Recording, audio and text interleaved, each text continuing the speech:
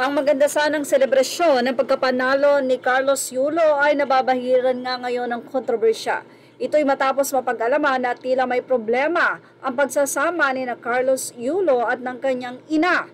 Well, nabisto kasi ng mga netizen na tila hindi sinusuportahan ng ina itong si Carlos Yulo. Matapos kasi na imbes na kumampi sa anak ay tila nagbunyi pa ito na Japan ang nanalo. Hindi pa natatapos ang nasabing laban ay nasungkit nga ni Carlos Yulo ang gold medal sa men's gymnastic na tila bumaligtad ang mundo ng ina ni Carlos Yulo. Well, ganun pa man, ilang mga netizen ang nalulungkot sa nangyayaring ito dahil nasa ibang bansa pa lang itong si Carlos Yulo ay controversial na ang kanyang dadatnan dito sa Pilipinas. Mukhang palaban din ang girlfriend ni Carlos Yulo matapos ang naging pahayag nitong mami o nanay ni Carlos sa naging dahilan kung bakit nagkaroon sila ng tampuhan.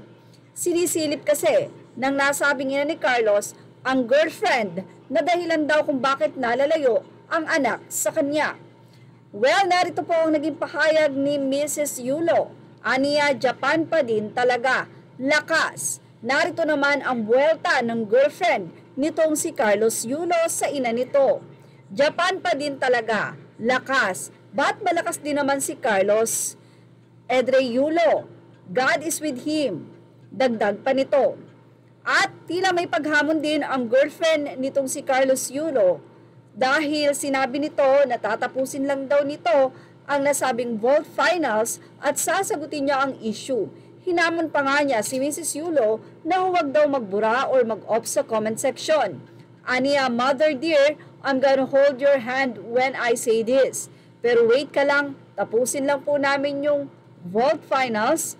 Paki-on na your comment section po hindi yung nagdidelete ka pa, plus off com sec.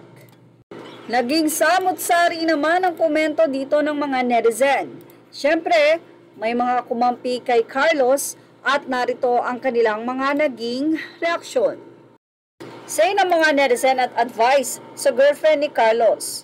Okay, Chloe, mas mainam na tumahimik ka na lang. Mga magulang pa rin sila ng Olympics gold medalist Carlos Yulo.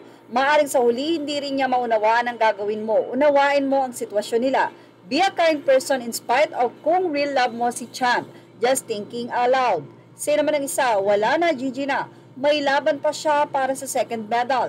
Huwag sanang maapektuhan sa mga negatibong nangyayari sa paligid ni Carlos. Say naman ng isa, nako, ang ganda ng image ni Carlos masisira lang dahil sa mga taong malapit sa kanya. Parang magkaedad lang daw yung nanay at GF. Sinisira ng ina ang focus ng anak. Kahit ano pa man, nanay niya pa rin yan. Congrats ka. Say naman ng isa, you don't need to fight back. Just keep your heads down cause at the end of the day, she's still Carlos' mother. At dapat di mo na kayo nagpo-post ng mga nega na headlines especially kay Yulo. Kita nyo di pa tapos ang Olympic journey niya. Hindi mo na kayo manahimik. Hindi nyo na pinag-celebrate ng payapa yung nag-uwi ng gold sa Pinas. Alam nyo namang mabilis mag-spread ang headlines lalo sa SOCMED. Hayaan nyo muna yung tao. Say naman ng isa, mag-aagawan talaga sila dahil milyones ang tatanggaping premyo ni Yulo. May 24 million worth condo pa. Say naman ng isang netizen, the best thing to do is to ask Kaloy to get along with her mom and that's the right thing to do as a couple. Well, hindi tayo pwedeng magbigay ng opinion dahil isang parte pa lang ang naririnig natin kundi ang version ng ina ni Carlos. Bakit nga ba sila nagkagulo at bakit sinasabi nitong nilalayo ni Chloe sa kanya si Carlos? Well, sa nakikita natin dito, say nga ng mga netizen, tila may problema talaga ang GF. Sa ganitong war ng nanay at anak, dapat ikaw ang namamagitan para maging maayos sila. Ano sa palagay nyo?